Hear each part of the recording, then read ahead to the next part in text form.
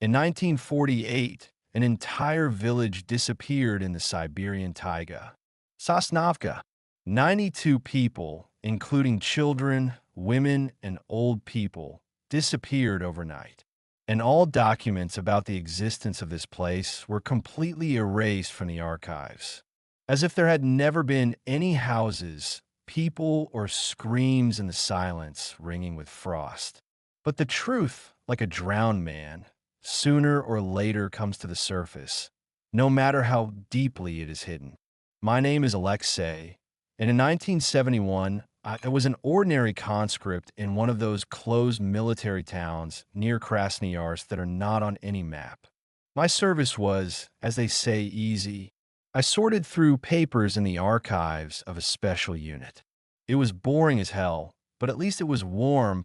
They fed you 3 times a day and didn't drive you around the parade ground until you were sweating. The work was simple. You checked the case numbers, put stamps, and filed new sheets. Routine, from which by evening your head was buzzing like a swarm of bees. All the documents were mostly old, captured German maps, wartime reports, demobilization orders. But sometimes I came across more recent folders marked secret or top secret. There was a special procedure for access to such files, which I, naturally, did not have. But the head of the archive, Major Sedek, a lazy guy with a perpetual smell of fumes and shortness of breath, often dumped his work on me. He would give me the key to the safe, tell me which folders to get, and then go off to his closet to work with documents, that is, to sleep. Of course, I'm not exactly a curious guy, but when you have secrets of state importance lying in front of you, your hands automatically reach out to at least take a look at the spine. It's not that I wanted to find out anything there. I was just curious about what secret could be kept in this godforsaken hole. One such day, it was a chilly October, I think Sedek gave me another task. I had to take inventory in the distant storage facility. It was a basement room, damp, with one dim light bulb under the ceiling that constantly blinked, threatening to go out forever. Shelves up to the ceiling, filled with dusty folders. The air was heavy, smelled of old paper, mold, and mice. I walked with a flashlight between the rows, checking the numbers on the stubs against the list the major had given me. Work for the whole day, if not 2. About 3 hours later, I came across something strange. The list indicated a folder numbered 1948/312, but it was not on the shelf. I checked the neighboring numbers, 311, 313, all in place. But this one was missing. I walked along the entire row again, then the neighboring ones. Empty. I went back to where it should have been. Between folders 311 and 313, there was an empty gap, as if a tooth had been knocked out. I thought maybe the major had taken it and forgotten to mark it. I went back up to the office. Sedek was sitting at the table, nodding off. I gently shook him awake. Comrade Major, one folder is missing. Number 1948/312. The major looked at me strangely. His eyes were sleepy, but his gaze was sharp and unpleasant, like that of a bird of prey. What number? He asked again. I repeated. He stood up, groaning, went to his safe, rummaged around in it for a long time, then took out a thick ledger, leafed through it, found the right page, and poked at it with a trembling finger. Here, look. Written off. Destroyed according to the Act of May 16th, 1953. I looked. Indeed, there was a mark in red ink, destroyed, and a signature. Only the signature was somehow crooked, not like the neat calligraphic handwriting of the archive chief. And the ink, although red, was somehow faded, as if diluted with water. Understood, Comrade Major, I said, and went back to the basement. But something was bothering me. That rush with which he showed me the magazine. That look in his eyes. I decided to check everything again. This time I started examining not the folders themselves, but the shelves. The shelves were old, metal, the paint peeling off.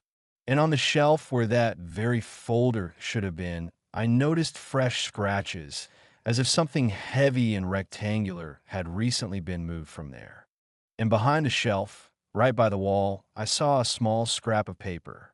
It had fallen into the crack between the wall and the metal leg. I barely managed to pick it up with my nails. It turned out to be a corner of some kind of memo or radiogram. There were only a few words on it, typed on a typewriter. Object Sosnovka. Green smoke in the forest. Children are talking to someone invisible. Sosnovka. I had never heard such a name before. And what was that green smoke? My head immediately began to swarm with thoughts. But I forced myself to calm down. Who knows what kind of training they were conducting? I worked the rest of the day as if on autopilot. My thoughts were spinning around Sosnovka. In the evening, when the service was over, I didn't go straight to the barracks. I waited until everyone had left, and then I returned to the archive. Sedek had already gone home. I knew where he hid the duplicate key to the safe, in a desk drawer under a stack of old Krasnaya Zvezda newspapers.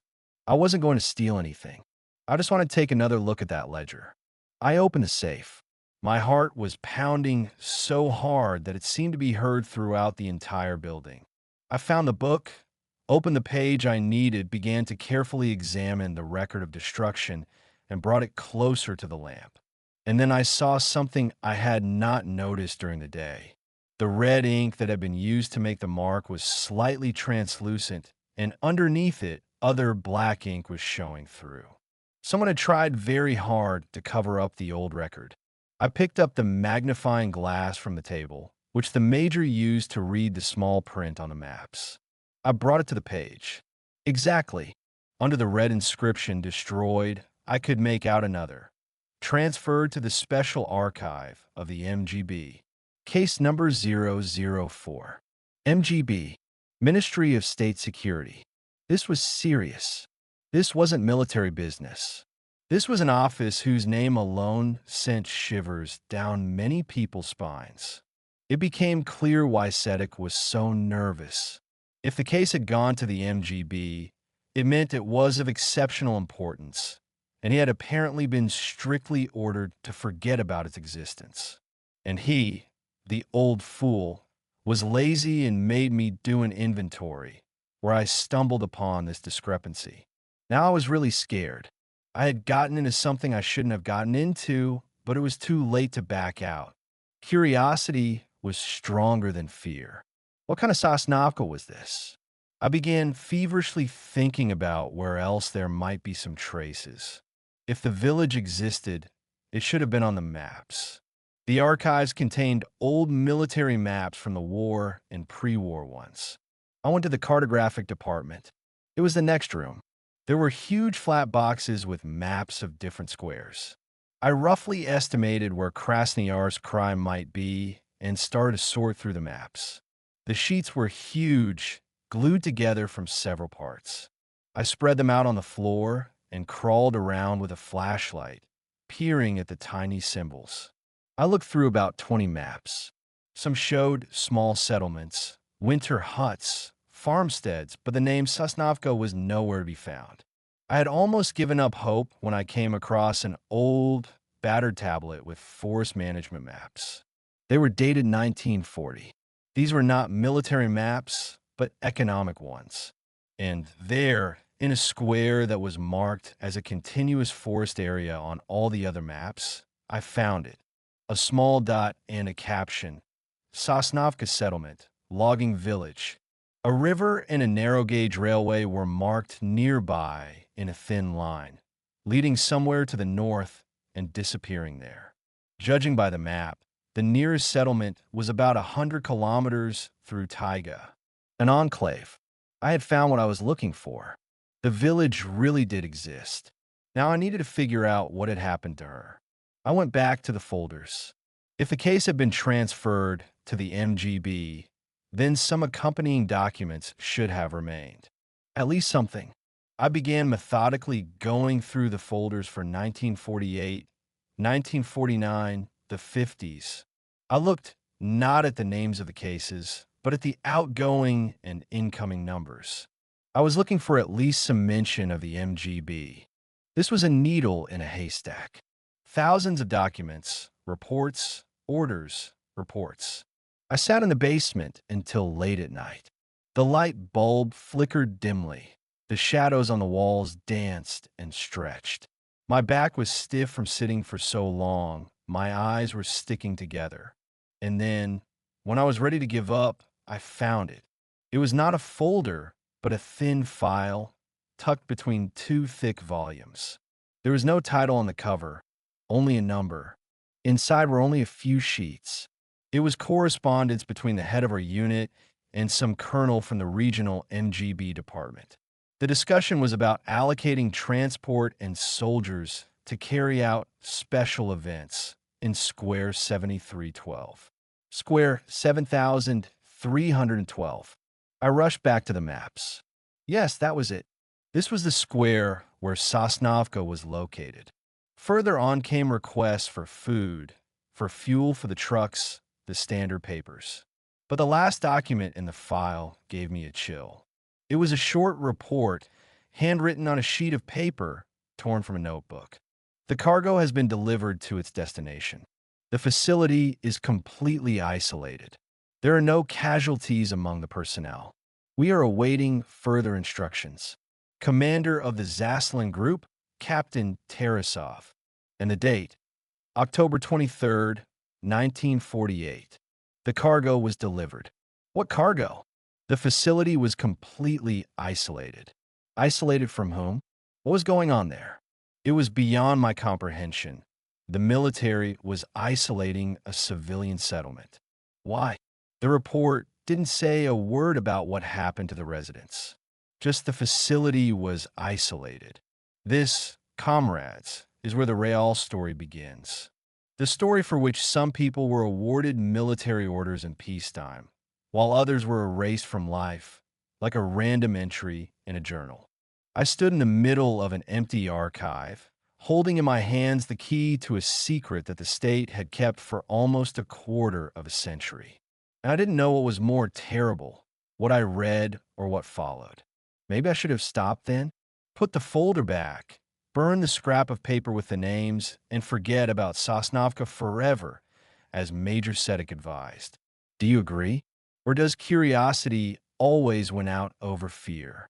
Write what you would have done in my place. Because I made my choice, and it changed my life forever. And what happened next, I will tell you in the next part.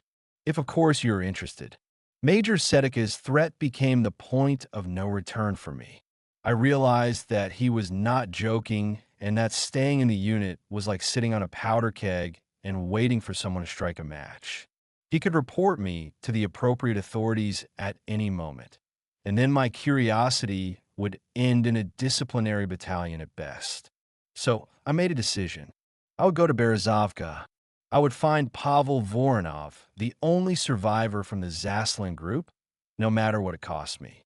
For the next 2 weeks, I lived in a fog. Working in the archives became a cover.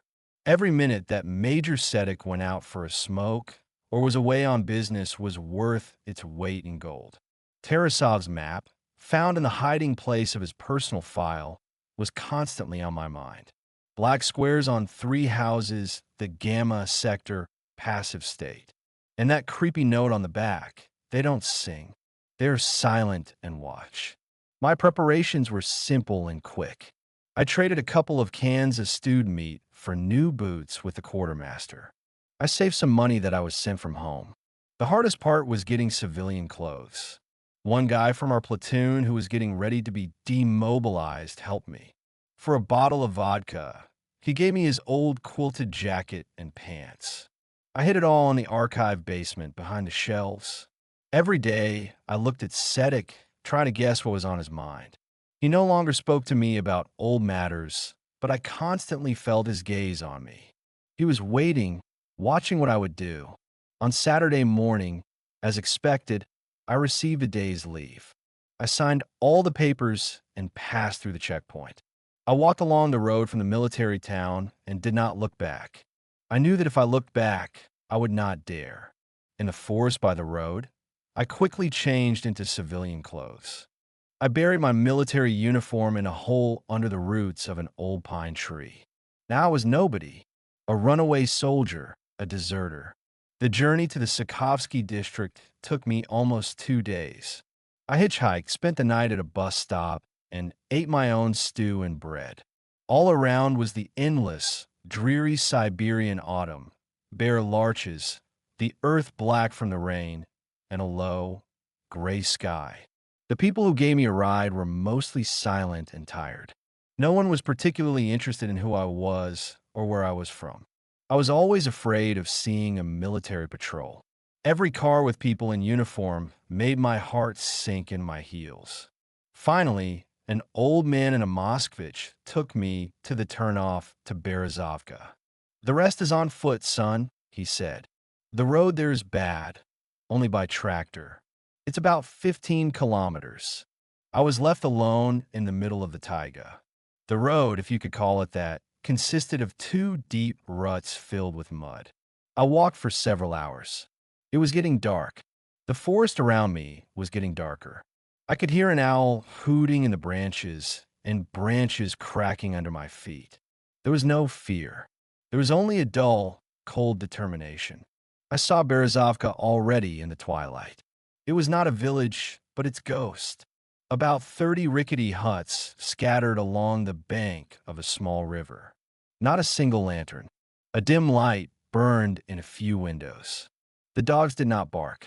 There was complete, unnatural silence. I entered the village. The streets were empty. I approached the first hut, from the chimney of which smoke was coming, and knocked on the window. After a while, the door opened slightly, and an old woman with a scarf tied up to her eyes looked at me.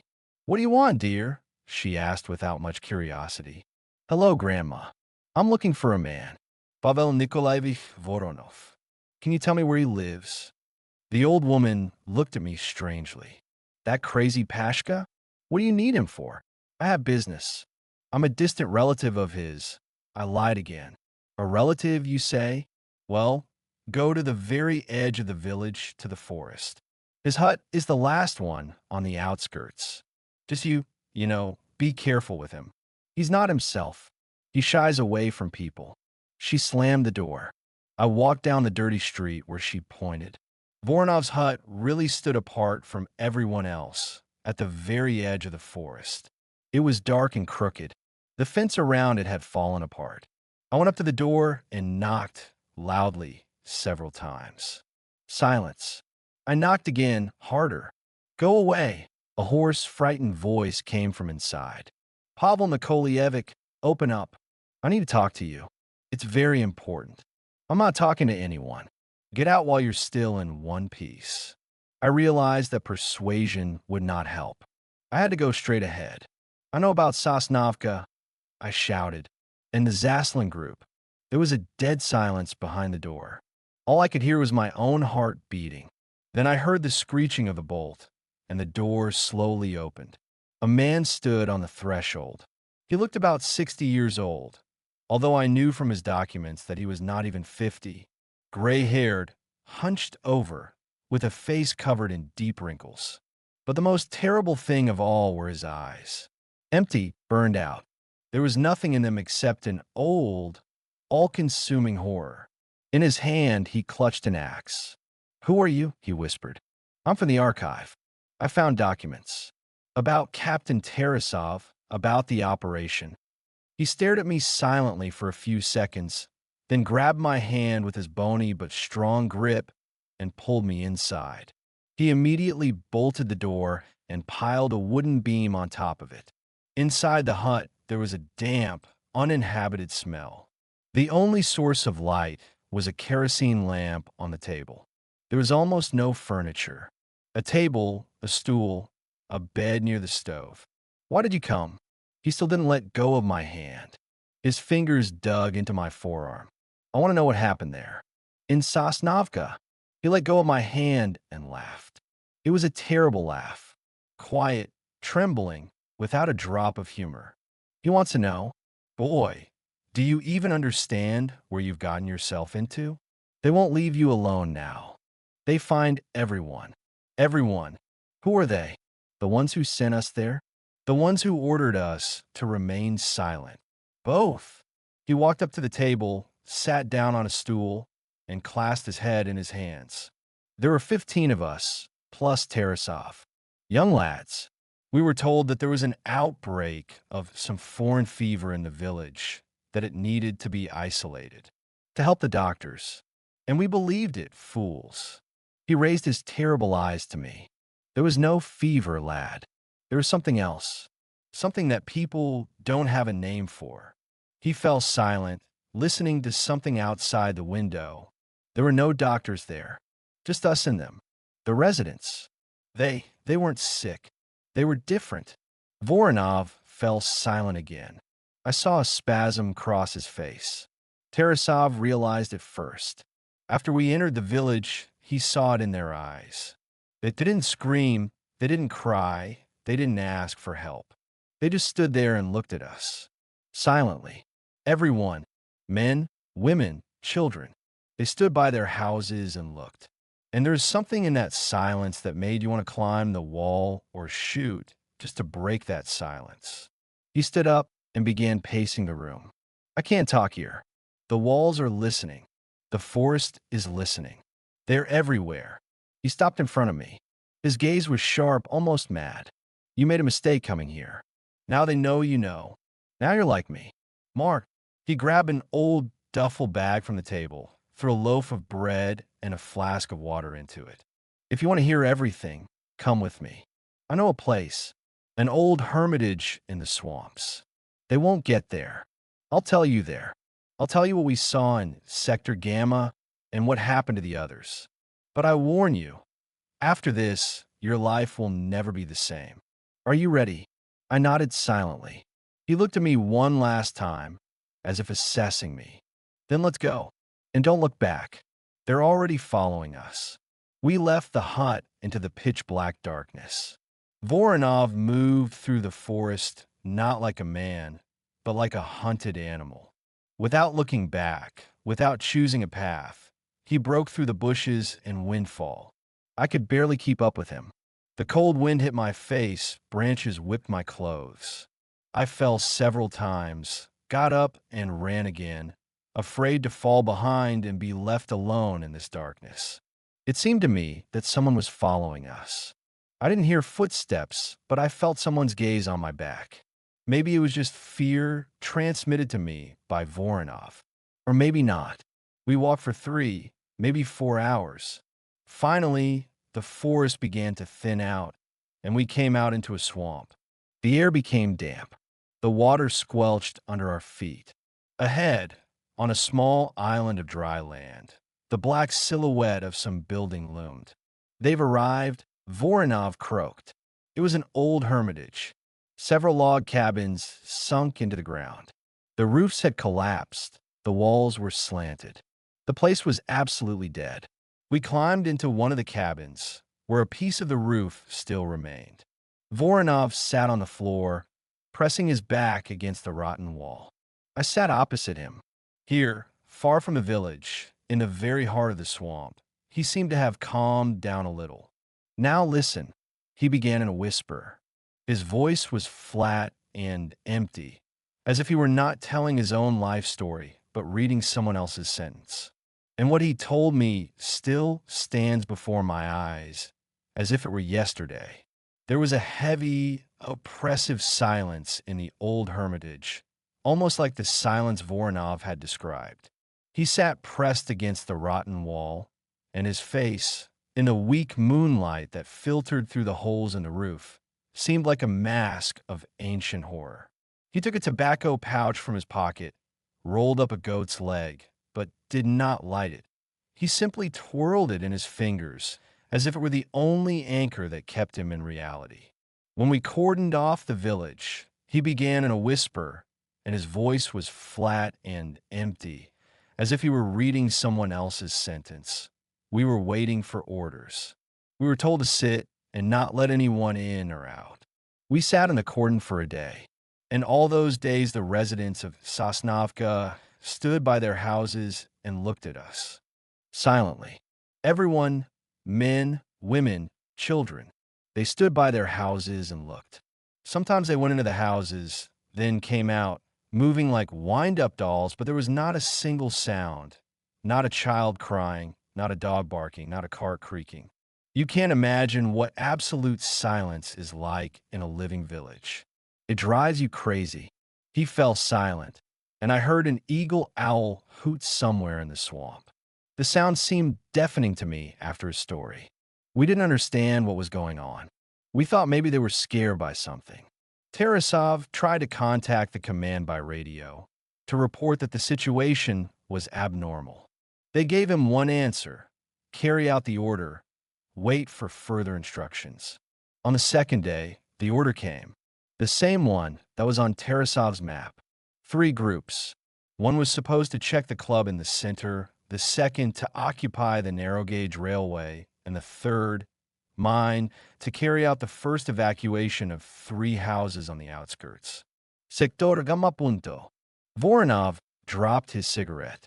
His hands were shaking so much that he couldn't stop them. There were 3 of us, me and 2 other guys, Sinitsyn and Kostin. Tarasov personally instructed us. He said, "Whatever you see there, do not make contact. Just go in, take everyone there, and take them to the railroad. If there is resistance, use special means." He gave us some strange ampoules that looked like syringes. He said, if anything, to inject directly through the clothes. His gaze was fixed on the dark corner of the log house, as if he was seeing that picture again. We approached the first house. The door was unlocked. Inside, a family was sitting at the table, a husband, a wife, 2 small children. They were sitting straight, like in a photograph, and looking at us. With empty eyes, I tell them, "Get ready, we're leaving." And they didn't react, they just looked. Sinitsyn approached the man, touched him on the shoulder. And then we heard it. He shuddered as if from a blow. It wasn't a sound. It was a vibration. It wasn't coming from their throats. It was coming from everywhere, from the walls, from the floor, from inside our heads. A low humming tone that made your teeth ache. And Sinitsyn, who was holding the man by the shoulder, suddenly froze. He slowly lowered his hand, straightened up, and turned his head towards me. And I saw his eyes. They had become the same as those of these residents. Empty. He had become one of them. Kostin saw this, screamed, pulled out his machine gun, but didn't shoot. He simply looked at Sinitsyn and howled like a dog. And the former Sinitsyn, took a step towards him.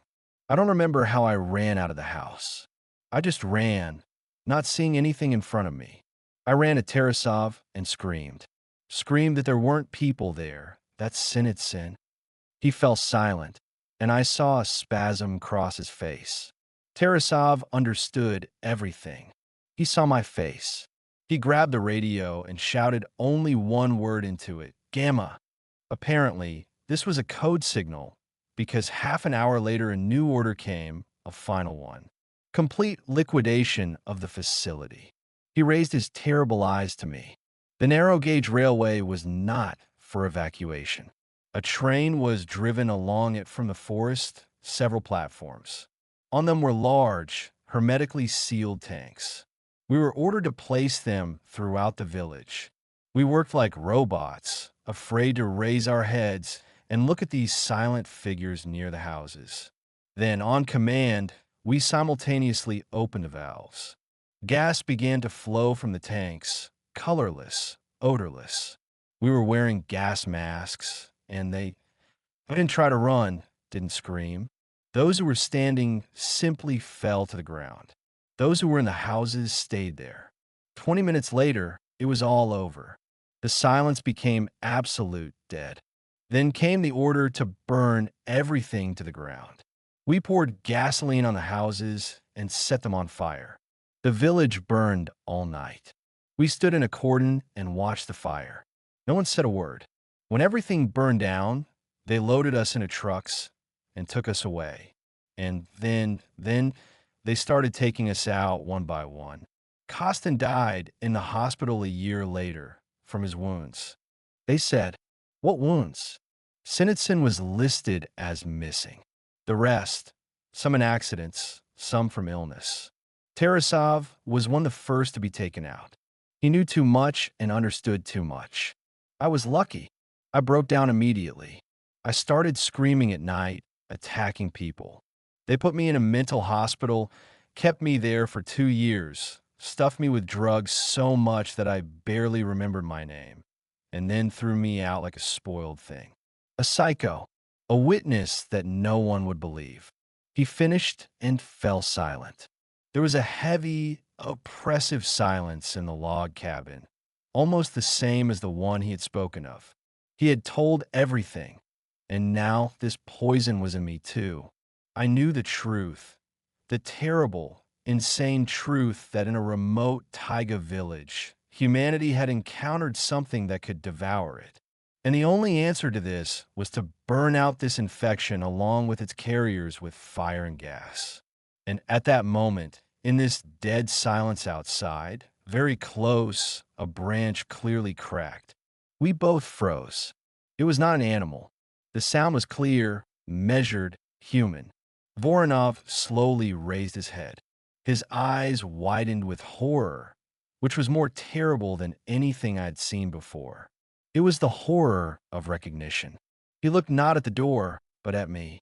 "They're here," he whispered under his breath. "They found them." I turned to the dark doorway. A figure stood against the gray pre-dawn sky, tall, in a long cloak that hid the outline of his body. His face was not visible. The man simply stood and looked at us, silently. Like those in Sosnovka, the figure in the doorway did not move. It simply stood and stared, and there was something inhuman in that stillness. Voronov cowered, pressing himself against the wall of the log house, and muttered something that sounded like a prayer. His terror was so strong that it was transmitted to me. I could not move, could not tear my eyes away from the dark silhouette. "Who are you?" I shouted, my voice sounding weak and uncertain. The figure was silent. Then it slowly raised its hand, and I saw something shiny in it. A flashlight. A bright beam hit my eyes, blinding me for a moment. When my vision returned, I saw that it was not one person. There were 3 of them, in identical dark cloaks, their faces hidden in the shadows of their hoods. Alexei Semenov, the voice of one of them was even emotionless. "You have left the unit's location without permission. I order you to return with us immediately." These weren't the ones Voronov feared. These were the ones who came for me. A military patrol, or something worse. "I'm not going anywhere with you," I said, trying to sound firm. "This is not a request. This is an order," the same voice replied. The other 2 took a step forward. I realized that resistance was useless. But at that moment, Voronov, who had been sitting in a stupor until then, suddenly jumped up. His eyes were burning with a mad fire. "Don't touch him!" he shouted and rushed at the nearest man with the axe he had been clutching in his hands. There was a dull thud. The man in the cloak staggered back, but remained on his feet. The second pulled a pistol from under his cloak. A shot rang out. Voronov clutched his chest, his face contorted in pain, and he slowly sank to the ground. I rushed to him. He was still alive, but blood was coming out of his mouth. "Pashka, you fool," he whispered, looking at me. "I told you, they find everyone." His eyes glazed over. It was all over. The only witness to the Sosnovka mystery was dead. The men in cloaks approached me.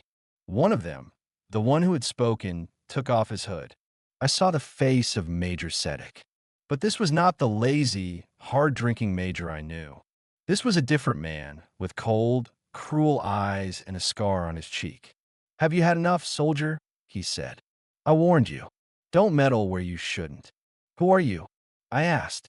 "Someone who cleans up the trash," he replied. "Like you, for example." "Or him." Sedek nodded at Voronov's body. He knew too much and talked too much.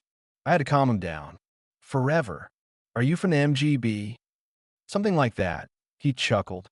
"Call us liquidators." We clean up things that shouldn't exist. Places like Sosnovka, and witnesses like Voronov, and nosy fools like you. He took a radio out of his pocket. Object witness eliminated. Object archivist taken. Returning to base. They grabbed me, tied my hands, and led me back through the forest. I didn't resist. I knew it was useless. My game was up. A military truck was waiting for us, hidden in the forest. I was thrown into the back like a sack of potatoes. Two more soldiers in the same dark uniform were sitting next to me. They didn't speak. They just looked at me with empty, expressionless eyes. We drove for several hours along a remote Taiga road. I didn't know where I was being taken, to be shot, to prison, or to one of those laboratories where people are turned into obedient dolls. But I knew one thing. My life ended the moment I found a folder with the number 1948 to 312. The truck stopped at a high fence with barbed wire. The gates opened, and we drove into the territory of some secret facility. Several barracks, a watchtower, a parade ground. Everything like in a regular military unit. But the air here was different. Heavy, oppressive. They took me to one of the barracks and locked me in a small room with bars on the window. I sat there for a day. Or two. I lost track of time. They didn't interrogate me. They didn't beat me. They just kept me alone. And that was the worst thing. On the third day, the door opened and Sedek entered. "Well, soldier, have you had enough fun?" he asked. I remained silent. "You want to know the truth, don't you?" He sat down on the chair opposite me. "You want to know what happened in Sosnovka? I can tell you. You don't have much time left anyway." He took out a cigarette and lit one. What happened in Sosnovka was neither an epidemic nor an act of sabotage. It was contact, the first contact of humanity with another form of life. Not from outer space. From here, from Earth. It had always been here, dormant in the depths of the taiga, in the swamps, in the permafrost. And in 1948, it woke up. He took a drag and blew out a smoke ring. We don't know what it is. A sentient mushroom, a collective consciousness of the forest, a virus that alters DNA, but can do one thing: absorb. Absorb human minds, turning people into part of itself, into its cells, into its soldiers. How is Sinitsin? I asked. Yes, like Sinitsin, and like the rest of the inhabitants of Sosnovka. They didn't die. They simply ceased to be people. They became part of a large, single organism. And this organism is growing, expanding. And if it is not stopped, it will engulf all of humanity. But why did you destroy them? With gas, with fire? Because there was no other way. We try to study them. We try to understand. But everyone who came into contact with them became one of them. Like that kid from Voronov's group. We realized that this infection could only be burned out. Completely. Without leaving a single spore. What is the gamma sector? Especially dangerous. Those who were not simply absorbed, but began to actively cooperate. They became conduits of the will of this creature. They could control others. Therefore, they had to be evacuated first of all for study in our laboratories. But there was no evacuation. It wasn't. Tarasov realized that it was a trap. That as soon as he got these gamma individuals out of the village, they would start infecting the rest. So he gave the order for a complete liquidation. He sacrificed himself and his people to stop the spread. A hero that no one will ever know about. Sedek stood up. That's the story, soldier. Now you know almost everything. And now you're dangerous to us. You know things you shouldn't know. You're the bearer of information that can cause panic, chaos, and undermine the foundations of the state. And what will you do with me? Same as with the others. We'll clean him up. He called the guards. Take him away. They took me down the corridors of this strange facility again. But not to a cell, but to the street. They put me in a car and drove me somewhere into the forest. I understood. This is the end. Now they will take me to a ravine and put a bullet in the back of my head. The car stopped in the middle of the dense taiga. They pulled me out and led me deep into the forest. We came out into a clearing. In the center of the clearing, there was a hole dug. My grave. Take off your clothes, Sedek ordered. I started to take off my clothes. My hands were shaking, but I tried to hold on. I didn't want to die on my knees like a coward. When I was left in my underwear, Sedek came up to me. Farewell, fighter. You were a good archivist. He pulled out a gun, and at that moment a sound came from the forest. A low, humming tone, which I had already heard in Voronov's story. A vibration that made my teeth ache. Sedek froze. The soldiers standing nearby froze too. Their faces became tense. What is this? One of them asked. They're here, I whispered. People started coming out from behind the trees into the clearing. Silently, slowly. There were many of them, dozens, maybe hundreds, in old, rotted clothes, with empty eyes. Among them I saw residents of Sosnovka, those who were supposed to be burned, and a soldier from the Zaslin group, and Captain Tarasov, and Pavel Voronov, and engineer Kovalev from another, equally damned story. They surrounded us in a tight ring. Shoot, shouted Sedek. The soldiers opened fire. The bullets hit the bodies, but did no harm. They just passed right through, and the humming tone grew louder. It penetrated my head, destroying my thoughts, paralyzing my will. I saw how Sedeka's face distorted, how he tried to resist, but his eyes slowly glazed over. How his soldiers lowered their weapons and became part of this silent crowd. They all became one mind, one will. I stood alone in the middle of a clearing, surrounded by an army of ghosts. And they were all looking at me, not with hostility, not with hatred, but with interest, with the curiosity of a researcher who has found a new, unusual specimen. And then I realized they weren't going to kill me. They had other plans for me, much worse. One of them, the one who was Captain Tarasov, extended his hand to me, and I heard a voice in my head, not a human voice, but a composite of hundreds of other voices, male, female, children's. You were looking for the truth, he said. We will show you the truth. All of it, until the end. And the world went dark. When I came to, I was lying on something soft and warm. I opened my eyes. Above me was not the ceiling or the sky, but something alive, pulsating, glowing with a soft greenish light. I was inside something, or someone. I tried to stand up, but I couldn't. My body was paralyzed, but not physically. I felt my arms and legs, but I couldn't control them, as if they belonged to someone else, not me. Where am I? The thought flashed through my head, and I immediately heard the answer. Not with my ears, but right in my consciousness. You are in the heart, in the center, in what you call the lowlands. The voice was made up of hundreds of other voices, but there was no thread in it. There was only calm and infinite, ancient wisdom. I looked around. I was in a huge hall, the walls of which were made of the same pulsating material as the ceiling. In the center of the hall stood something that looked like a giant tree, but its trunk was living flesh, and its branches were nerve endings that went into the walls and floor. And all over the hall, like fruits on this tree, hung cocoons. Transparent, glowing cocoons with people inside them. Residents of Sosnovka, soldiers of the Zaslin group, Major Sedek and his men. They were all here connected to this giant organism.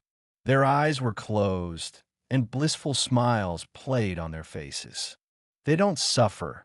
The voice in my head sounded again. They became part of something greater.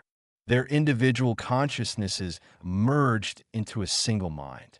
They found immortality and peace. What are you? I asked. What has always been here? The mind of the planet. The collective consciousness of the forest. What you call nature. We slept for millennia, but your civilization woke us up. Your wars, your factories, your weapons. You are destroying the planet. You are the disease, the cancer on the body of the earth. And we're the immune system that has come to heal it. I saw images that flooded my consciousness. Not pictures, but direct knowledge. I saw how this organism awoke in 1948 from the echo of distant nuclear tests. How it began to spread, absorbing nearby villages and turning their inhabitants into its agents. I saw how people in Moscow realized the threat and sent the Zaslin group to eliminate it. I saw how they burned Sosnovka with fire and gas, but it was too late. The mycelium had already gone deep underground. You tried to destroy us, the voice continued, but you only made us stronger. Your aggression taught us to be more careful. We realized that direct absorption provokes resistance. So we changed tactics. Now we do not absorb. We persuade. I saw how the spores of this organism spread throughout the world, with the wind, with water, with migratory birds. How they penetrate into people's organisms, into their brains, and slowly, imperceptibly change their consciousness. We do not want to destroy you. We want to save you. Save you from yourselves, from your greed, your hatred, your disunity. We offer you unity. One mind, one purpose, one destiny. A brave new world where there will be no war, no hunger, no suffering. It will be a world of ants, I replied.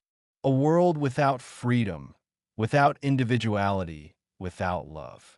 Your idea of freedom is chaos. Your individuality is selfishness.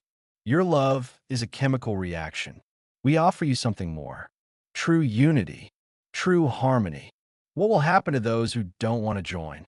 They will disappear, like unnecessary cells in the process of evolution. The choice is yours, but your species has already made its choice. Look, the images in my head changed. I saw cities all over the world. London, Paris, New York, Tokyo. Billions of people, their eyes glowing with the same greenish light. Their minds were already part of a single network. The process was almost complete. Only pockets of resistance remain. People like you. People with strong will, with developed critical thinking. But we will convince you too, sooner or later. Why do you need me? I asked. You are special. You combine the curiosity of an explorer with the will of a soldier. You were able to find the truth where it was hidden for decades. You were able to resist our influence longer than others. You can become a great translator. Help us understand the remaining people. Convince them to join voluntarily, without violence. A cocoon materialized in front of me, just like the others. An invitation to eternity. The choice is yours, Alexei. Become part of the future, or disappear with the past. I lay there, paralyzed, looking at the pulsating cocoon. I knew it was the end. Resistance was futile. Humanity had lost this war before it even knew it had started. But in the depths of my consciousness, in that last corner that still belonged to me, a thought stirred. A thought about freedom, about the right to be yourself, even if that right leads to suffering and death. No, I thought, I choose to be human. It's a pity, the voice replied. We are very sorry. We hope that you would understand. The greenish light around me began to fade. The cocoons with people slowly dissolve in the walls, going deep into the organism. And me, I began to be pushed upward. I found myself in a clearing in the forest again. There was no one around me, no gray ones, no his people, no army of ghosts. Only the autumn forest and the gray sky above. I was free, but I was alone. The last person on earth who still remembered what it was like to be human. I stood up and walked. Where to? I didn't know. I simply walked through the taiga, away from that damn place. I walked for several days, eating berries and roots. I didn't feel hungry or tired.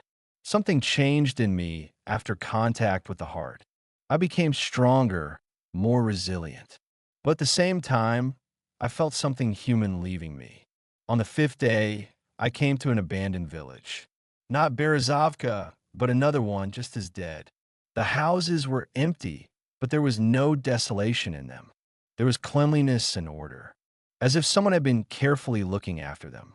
I went into one of the houses. There was a plate of food on the table, fresh bread, boiled potatoes, a piece of meat, and a glass of water. I understand. They didn't let me go. They just changed tactics. They won't swallow me by force. They will take care of me, feed me, water me, protect me, until I understand that resistance is pointless, until I ask to be embraced. I left the house and walked on.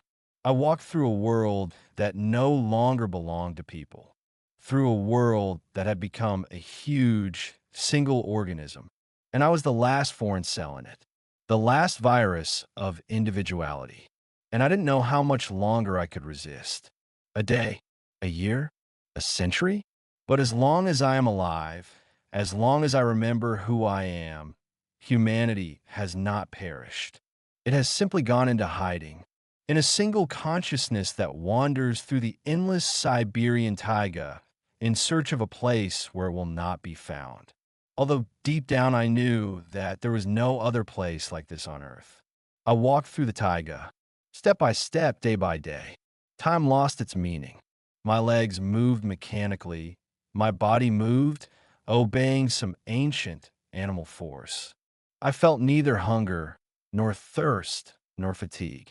Only a sense of presence. They were close. I didn't see them, didn't hear their steps, but I felt their gaze. Every second, they were watching and waiting. The taiga around me was changing. The trees seemed taller, thicker. The ground under my feet was softer, more springy. Sometimes it seemed to me that I was walking not through a forest, but through a living organism. That every branch, every stone, every blade of grass was a part of something huge, sleeping. Voices. They didn't appear right away. At first, it was a barely audible whisper in the tree branches, then a quiet song coming from somewhere far away. And then the voices became louder. There were many of them, hundreds, thousands. Men's, women's, children's. They sing old Russian songs, lullabies, ditties, funeral laments, and they all merged into a single choir that penetrated my very consciousness. These were the voices of the residents of Sosnovka, and not only them, the voices of all those who were swallowed up by the taiga, all who became a part of it. I saw images, not dreams, but visions. I saw people coming to this forest, building villages, living, laughing, crying, and then the forest takes them, slowly, inevitably, makes them a part of itself. Their memories, their feelings, their knowledge, all of this becomes part of the single mind of the taiga. I get it. It's not evil. It's not a monster. It's just another life form. The collective mind of the planet. It doesn't want to cause harm. It just wants to live. And to live the way it thinks is right, in unity and harmony. And humans are too chaotic, too destructive, too individual. They get in the way. I stopped in a clearing. In front of me stood a huge tree, so huge that its crown was lost in the clouds.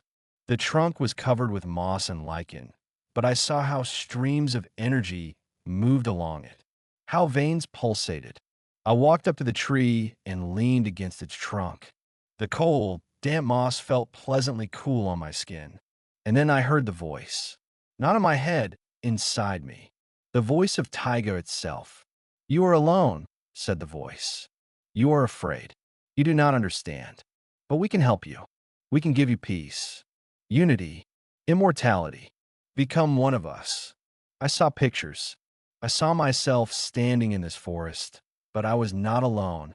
I was part of something huge, something beautiful. My consciousness merged with thousands of other consciousnesses. I felt the thoughts of every tree, every blade of grass, every animal. I was everywhere. I was everything. It was wonderful. It was a promise of deliverance from all suffering, from all fears. But I remembered. I remembered Major Sedek. I remembered Voronov, his crazy eyes, and his words about freedom. I remembered all those who fought. who preferred death to slavery. No, I answered the voice. I can't. Why? Because I'm human. Because I want to choose. Because I want to feel. Even if it's pain. Even if it's fear. This is my life. And I won't give it to anyone. The voice fell silent. I felt a slight tremor run through the tree trunk. Disappointment. It's a pity, said the voice. Too bad. You would have been a wonderful addition. But we respect your choice. And then I understood. I had a choice. They wouldn't take me by force. They would just let me go. I walked away from the tree. I walked through the forest, but now it didn't seem hostile to me. It simply was. It was eternal, and I was just a grain of sand in its endless life. I walked for several days until I came to a road. An ordinary, dirty road where cars drove. I realized that I had returned to the world of people. I got to the nearest city. There I restored my documents, got a new job, live a normal life. But I never forgot. Every night I dream. Dreams of the taiga, of voices singing in the branches, of eyes looking out of the darkness. I know they are waiting. They are always waiting. I've never told my story to anyone. Who would believe it? They'd say I'm crazy, like Voronov. But I know that's not true. I know that somewhere out there, in the Siberian taiga, there lives another mind. Ancient, powerful, and it continues to grow, to absorb, to change. Sometimes when I walk down the street, I see people, ordinary people. But sometimes it seems to me that in their eyes there flashes the same greenish gleam that I saw in the residents of Sosnovka. And in their smiles, the same strange peace. I hear them. Voices. Quiet, barely distinguishable. They are singing, and their song is getting louder. How much time do we have left? I don't know, but I know one thing. The war is not over. It has simply entered a new phase. And each of us is now a battlefield. For our soul. For our right to be human.